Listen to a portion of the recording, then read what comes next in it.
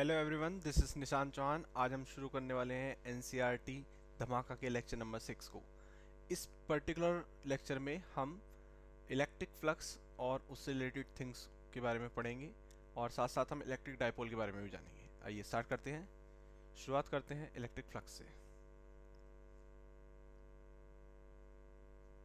देखिए, consider flow of a liquid with velocity v।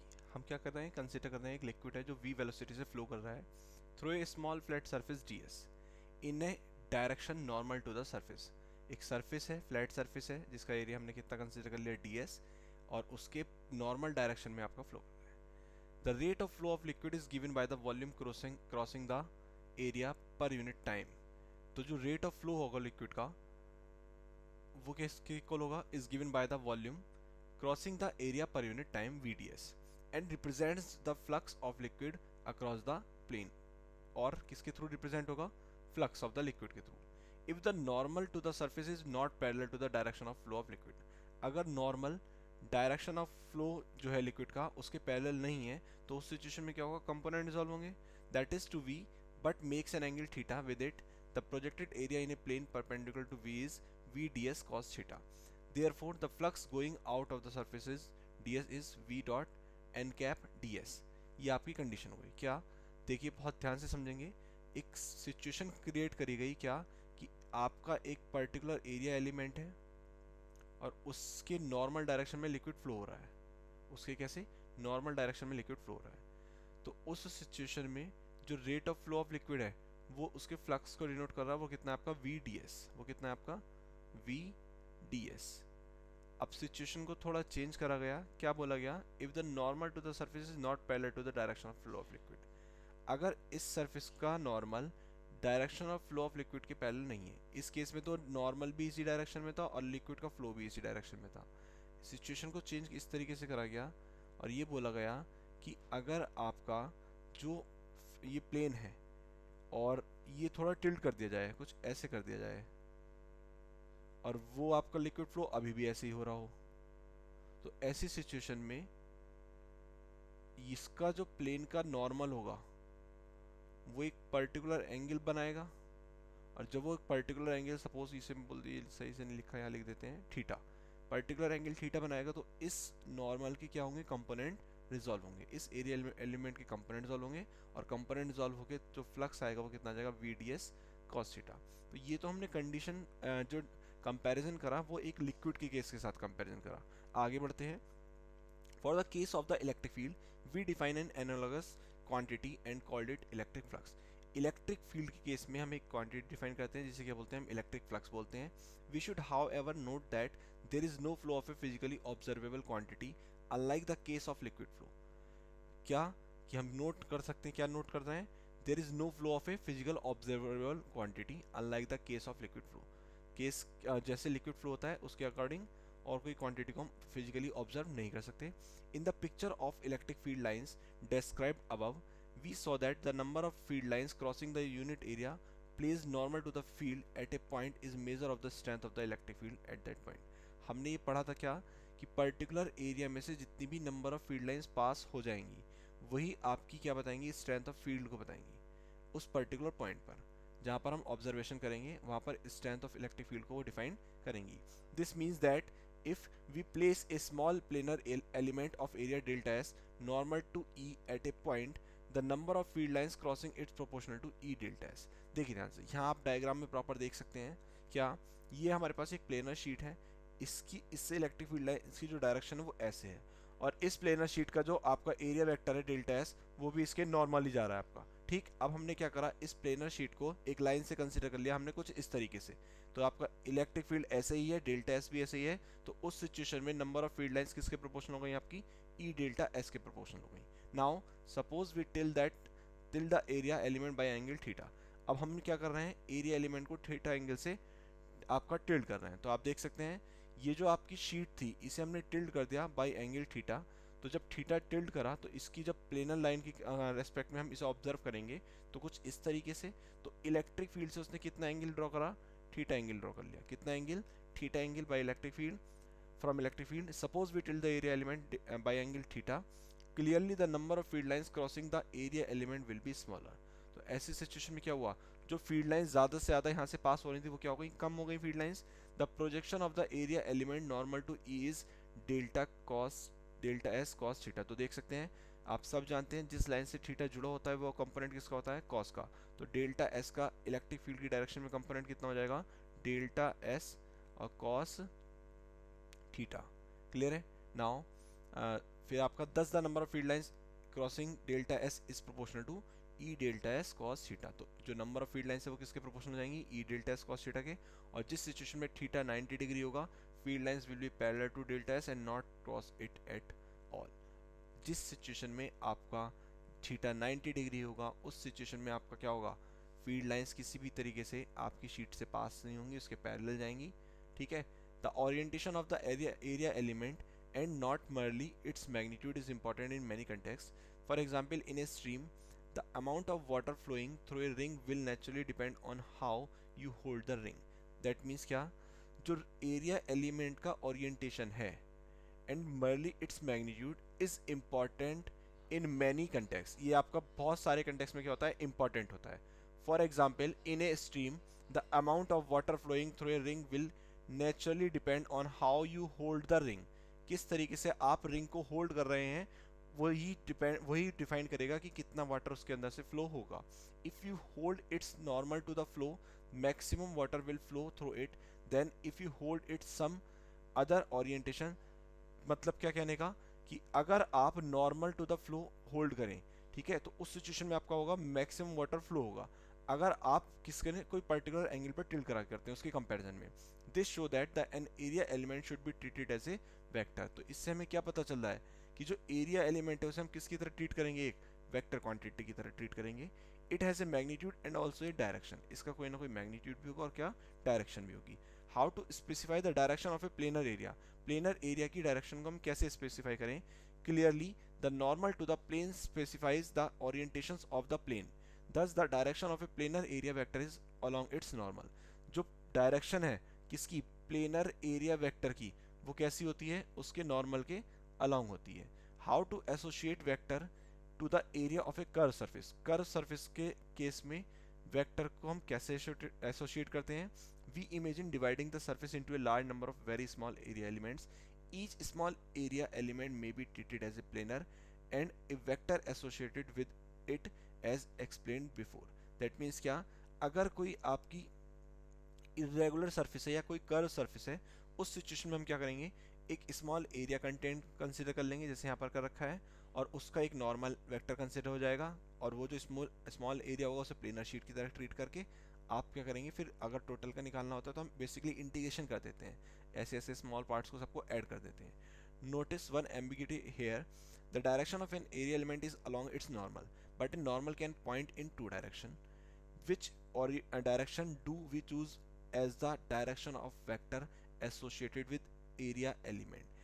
This problem is resolved by some convention appropriate to the given context. For the case of a closed surface, the orientation is very simple. The convention is very simple. The vector associated with the area element of a closed surface is taken to be in the direction of outward normal. बहुत ध्यान से समझेंगे क्या कह रहे हैं, कि अगर हम किसी प्लेनर शीट की जब बात करते हैं तो एरिया एलिमेंट तो ये भी है जो नॉर्मल है इस तरफ, और इसके पीछे की तरफ भी नॉर्मल होगा. तो एक कंडीशन में आपके दो नॉर्मल एग्जिस्ट कर रहे हैं, तो आप कौन सा प्रेफरेंस देंगे, किस नॉर्मल को प्रेफरेंस देंगे. तो बेसिकली जो भी कंटेक्स्ट आपको गिवन होगा उसके रेफरेंस में काम करेंगे. हाँ, अगर सरफेस आपकी क्लोज्ड है, अगर आपकी सरफेस कैसी है, क्लोज्ड सरफेस है, तो ऐसी सिचुएशन में हम क्या करते हैं, नॉर्मली आउटवर्ड डायरेक्शन वाले को प्रेफरेंस देते हैं. This is the convention use in figure 1.19. ये आपका यहाँ पर देख सकते हैं आप, यहाँ पर आपका आउटवर्ड डायरेक्शन में जा रहा है. Thus the area element vector delta S at a point on a closed surface equal to delta S n cap, जहाँ एन कैप क्या होगा, यूनिट वेक्टर होगा जिसकी डायरेक्शन क्या होगी, सरफेस की नॉर्मल होगी. Where delta is the magnitude of the element area element and n cap is a unit vector in the direction of outward normal at that point. Clear है. We now come to the definition of electric flux. अब basically electric flux की definition की बात करते हैं. Electric flux delta phi through an area element delta is given by E vector dot delta S vector. ये delta S cos theta क्यों आया, क्योंकि अभी अभी हमने देखा था जब हमने शीट के ओरिएंटेशन को थीटा एंगल से टिल्ट करा तो उस सिचुएशन में जो कंपोनेंट था इलेक्ट्रिक फील्ड के अलॉन्ग वो कितना आया था, डेल्टा एस कॉस थीटा। तो स्मॉल एलिमेंट के लिए डेल्टा फाई कितना हो गया, E vector dot delta S vector, E vector dot delta S vector, और कितना हो गया E delta S cos theta, which as seen before is proportional to the number of field lines cutting the area element. वो हम पहले भी देख चुके हैं कि जितनी number field lines particular area element को कट करके जाएंगी उसके रेस्पेक्ट में ही हम क्या निकालना है, इलेक्ट्रिक फ्लक्स निकालना है। The angle theta is here the angle between E and delta S for a close surface with the convention stated already, theta is angle between E and outward normal to the area element. Basically angle theta किस किस के बीच का angle है, जो आपका electric flux electric field है उसके, और साथ साथ जो भी आपका एरिया एलिमेंट का वेक्टर होगा। ठीक है, now notice we could look at the expression E delta S cos theta in two ways. E delta S cos theta, that is E times the projection of an area element of to E, or E perpendicular delta S, that is component of E along the normal to the area element times the magnitude of the area element. ठीक है, क्या था इसका मतलब देखिए ध्यान से, मैं यहाँ पे बताता हूँ आपको विद डायग्राम। जैसे हमने क्या करा, एक आपने शीट कंसिडर करी, ये शीट आपकी पर्टिकुलर एंगल से टिल्टेड थी। ये जो शीट आपने कंसिडर करी ये क्या है, पर्टिकुलर एंगल से टिल्ट है। इलेक्ट्रिक फील्ड की डायरेक्शन आपकी कुछ ऐसे है, इस शीट का जो नॉर्मल जा रहा है आपका कुछ ऐसे जा रहा है। ठीक है, ये इलेक्ट्रिक फील्ड की डायरेक्शन हो गई इस तरफ, और ये क्या हो गया, शीट का नॉर्मल हो गया जो एरिया वेक्टर को रिप्रेजेंट कर रहा है, दैट इज डेल्टा एस को। आपने क्या कहा, ये एंगल थीटा है। ठीक है, तो दो कंडीशन है, आप डेल्टा एस का कंपोनेंट इलेक्ट्रिक फील्ड की डायरेक्शन में ले सकते हैं। जब आप ऐसा करेंगे तो आपको जो इलेक्ट्रिक फ्लक्स आएगा वो कितना आएगा, E times of delta S cos theta. और जब आप इलेक्ट्रिक फील्ड का कंपोनेंट डेल्टा एस का लॉन्ग लेंगे तो उस सिचुएशन में क्या हो जाएगा, E cos theta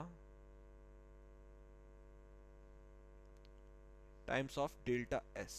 that means आप कोई सी भी एक कंडीशन को लेकर अपनी प्रॉब्लम को सॉल्व कर सकते हैं। ठीक है, या तो आप डेल्टा एस का कंपोनेंट थीटा के अलॉन्ग ले लीजिए या इलेक्ट्रिक फील्ड का कंपोनेंट थीटा के अलॉन्ग ले लीजिए। The unit of electric flux is Newton पर कूलम मीटर स्क्वायर। तो हम देख सकते हैं electric flux basically electric field और साथ साथ एरिया वेक्टर, एरिया वेक्टर जो एरिया एलिमेंट है उस जो डायरेक्शन है उसके रेस्पेक्ट में कर रहे हैं। इलेक्ट्रिक फील्ड की यूनिट सब जानते हैं कितनी होती है, न्यूटन पर कूलम, और एरिया वेक्टर एरिया की क्या होती है, मीटर स्क्वायर। कितनी होती है, मीटर स्क्वायर, इसलिए यूनिट क्या बन गई आपकी, Newton coulomb inverse metre square. The basic definition of electric flux is given by equation 1.11 can be used in principle to calculate the total flux through any given surface. All we have to do is to divide the surface into small area elements, calculate the flux of each element and add them up। ये मैंने आपको अभी थोड़ी देर पहले बताया कि आप small, जब भी आपकी कोई रेगुलर सरफेस होगी तो उस सिचुएशन में आप स्मॉल एरिया एलिमेंट कंसिडर करेंगे, देन आप उसका टोटल कैलकुलेट करने के लिए इंटीग्रेशन कर देंगे। और इंटीग्रेशन का मतलब ही क्या होता है, एडिशन, एड अप करना। ठीक है, thus the total flux phi through a surface is approximately equal to summation of E delta S, E vector dot delta S। Summation क्यों लगाया, क्योंकि आपको स्मॉल स्मॉल एलिमेंट्स का कैलकुलेट करके सबको क्या करना है, एड अप करना है। The approximation sign it is put because the electric field is taken to be constant over a small area element। हमने approximation का साइन क्यों लिया, क्योंकि हम एज्यूम करके चलते हैं कि पर्टिकुलर एरिया में जो इलेक्ट्रिक फील्ड है वो आपका क्या है, कांस्टेंट है। This is mathematically exact only when you take the limit delta S tends to zero. और ये आपका कब एग्जिस्ट करेगा, जब आप क्या लेके चलेंगे, delta S tends to zero लेके चलेंगे। And the sum in equation 1.12 is written as an integral. और ये जो इक्वेशन है इसे आप किसकी फॉर्म में लिखेंगे, इंटीग्रेशन की फॉर्म में। किस तरीके से, कुछ इस तरीके से, डी फाई एक तरफ रहेगा इंटीग्रेशन, ठीक है, is equals to close surface है पूरा कंप्लीट करना है, E vector dot D S vector, इस वाले को भी क्लोज कर देंगे, डी एस वेक्टर। क्लियर है, तो ये हमने इंटीग्रेशन की फॉर्म में लिख दिया है जैसे कि इसकी इक्वेशन यहाँ पर बोला गया था। ठीक है, तो ये हमारी इलेक्ट्रिक फ्लक्स की कहानी हुई। इसे आपको मैं एक छोटी सी लाइन से समझा देता हूँ, क्या कि total number of field lines passing through a close surface ही किसे डिफाइन करेगा, इलेक्ट्रिक फ्लक्स को डिफाइन करेगा। अगर इलेक्ट्रिक फील्ड की डायरेक्शन और प्लेन शीट का नॉर्मल दोनों सेम डायरेक्शन में है, तो उस सिचुएशन में फ्लक्स कितना हो जाएगा, ई इंटू एरिया एलिमेंट जो वेक्टर है उसका। और सेकंड सिचुएशन क्या है कि अगर वो थीटा एंगल पर ओरिएंटेड है तो उस सिचुएशन में क्या हो जाएगा, ई डेल्टा एस कॉस थीटा हो जाएगा। क्लियर है। नाउ आगे बढ़ते हैं इसके बाद में। अब बात करते हैं हम किसकी, इलेक्ट्रिक डाइपोल की। किसकी बात करते हैं, इलेक्ट्रिक डाइपोल की। एक इंपॉर्टेंट कॉन्सेप्ट है और इससे रिलेटेड डेरिवेशन भी, और इसके जो आपका क्या कहते हैं कंसेप्चुअल प्रॉब्लम है वो यहाँ से बनती है। देखिए एक एक लाइन पढ़ते चलेंगे हम। Electric dipole, an pair an electric dipole is a pair of equal and opposite point charges q and minus q separated by a distance 2a. an electric dipole ही क्या है ये, it is a pair of equal and opposite point charges q and minus q separated by a distance 2a. देखिए हम मान सकते हैं क्या, अगर मान लेते हैं ये माइनस क्यू चार्ज है एक, और इससे एक पर्टिकुलर डिस्टेंस पर जो हम कितनी कंसिडर कर रहे हैं, 2a, कितनी कंसिडर कर रहे हैं 2a, एक चार्ज रखा हुआ है कितना, प्लस क्यू, कितना चार्ज रखा हुआ है, प्लस क्यू, ठीक है, कितने डिस्टेंस पर, 2a डिस्टेंस पर। क्लियर है। नाउ आगे बढ़ते हैं। The line connecting the two charges defines a direction in space by convention, the direction from minus Q to plus Q said to be the direction of the dipole. देखिए electric dipole की जो direction होती है basically हम P से denote करते हैं, वो क्या होती है, माइनस से प्लस की तरफ होती है, माइनस नेगेटिव टू पॉजिटिव, किसकी डायरेक्शन, डायपोल की डायरेक्शन। याद रखेंगे इलेक्ट्रिक फील्ड की डायरेक्शन तो पॉजिटिव से नेगेटिव की तरफ होती है और डायपोल की डायरेक्शन नेगेटिव टू पॉजिटिव होती है। The mid point of location of minus Q and Q is called the centre of the dipole. और माइनस क्यू और प्लस क्यू के बीच का जो मिड पॉइंट होगा यही क्या कहलाएगा आपका, सेंटर ऑफ द डायपोल कहलाएगा। क्या कहलाएगा, सेंटर ऑफ द डायपोल कहलाएगा। The total charge of the electric dipole is obviously zero. अगर हम बात करें इस पर्टिकुलर सेटअप के लिए टोटल चार्ज की, तो एक माइनस क्यू एक प्लस क्यू है तो वो कितना हो गया, जीरो हो गया। This does not mean that the field of the field electric dipole is zero.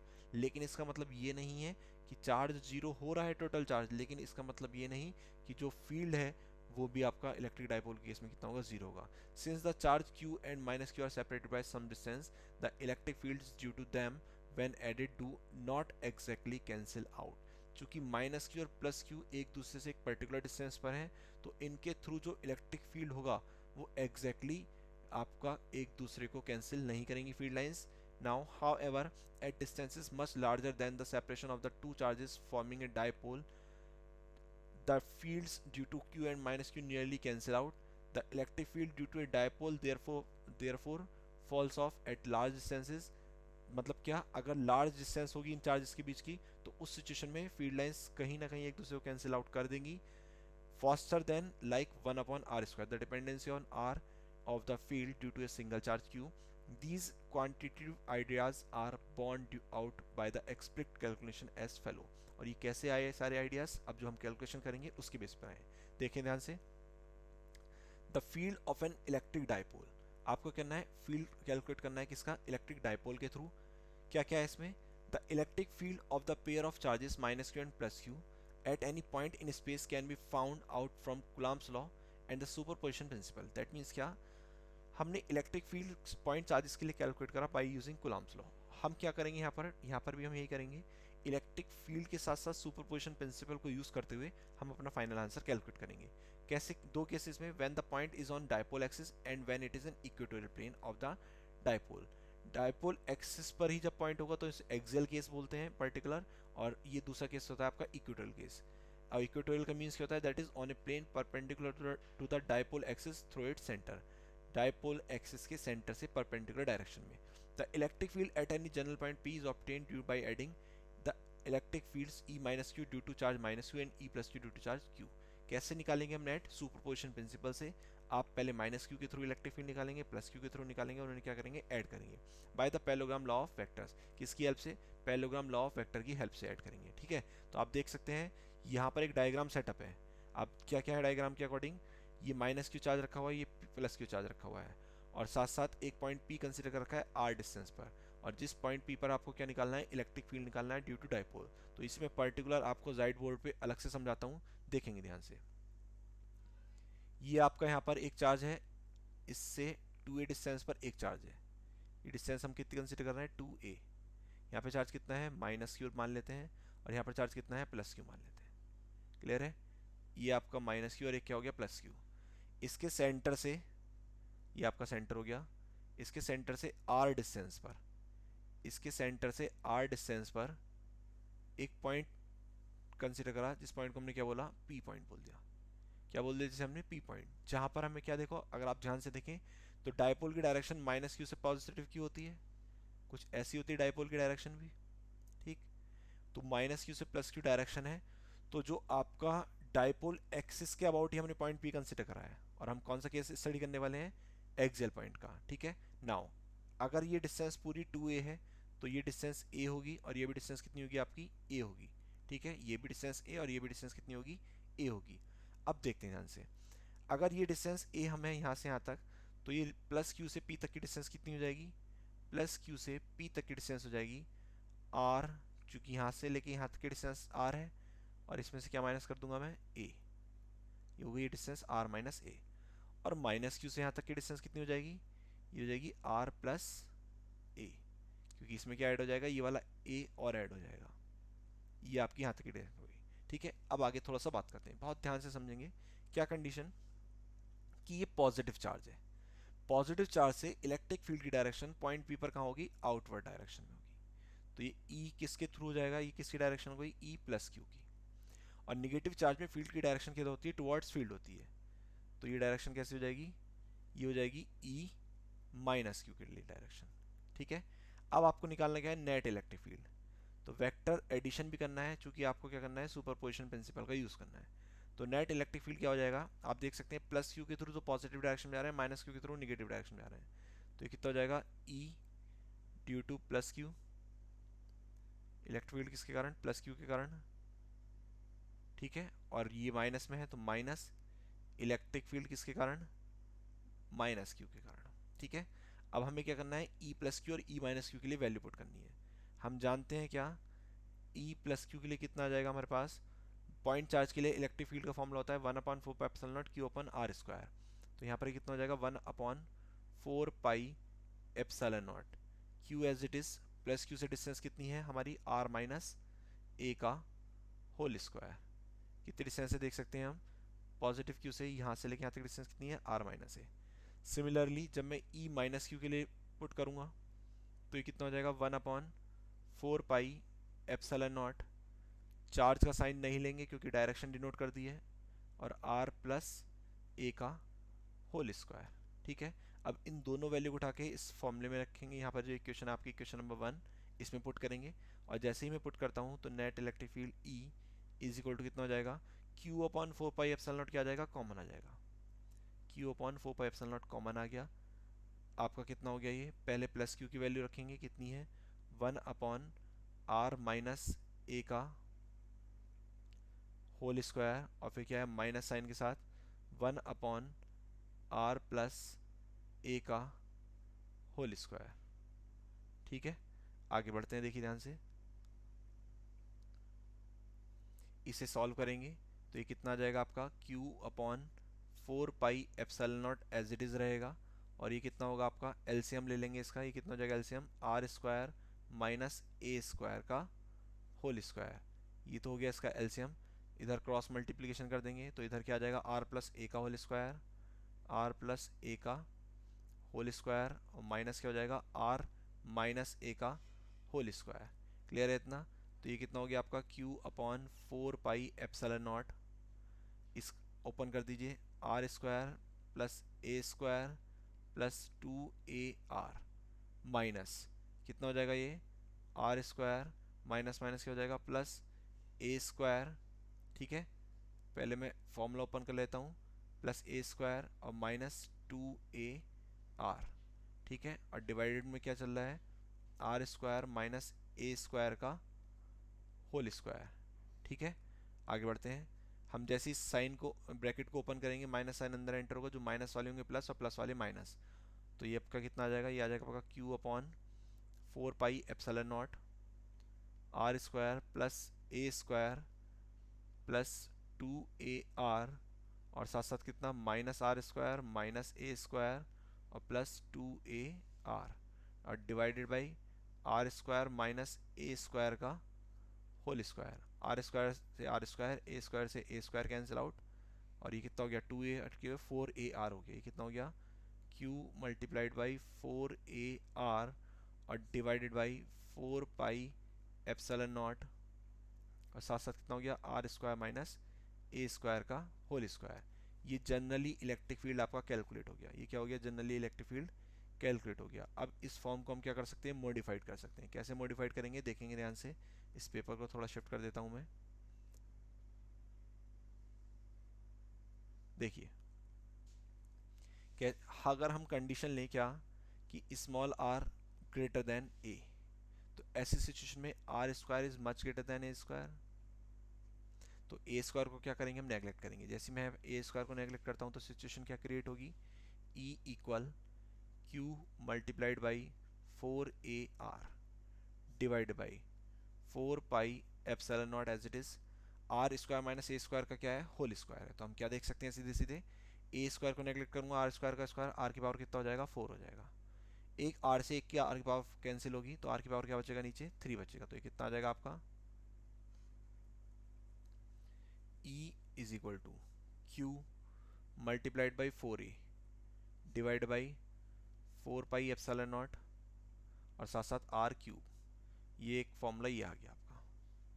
इसे थोड़ा और मॉडिफाइड कर सकते हैं। एक टर्म होती है इलेक्ट्रिक डायपोल मोमेंट। क्या होती है इलेक्ट्रिक डायपोल मोमेंट जिसे हम किससे रिप्रेजेंट करते हैं पी से रिप्रेजेंट करते हैं।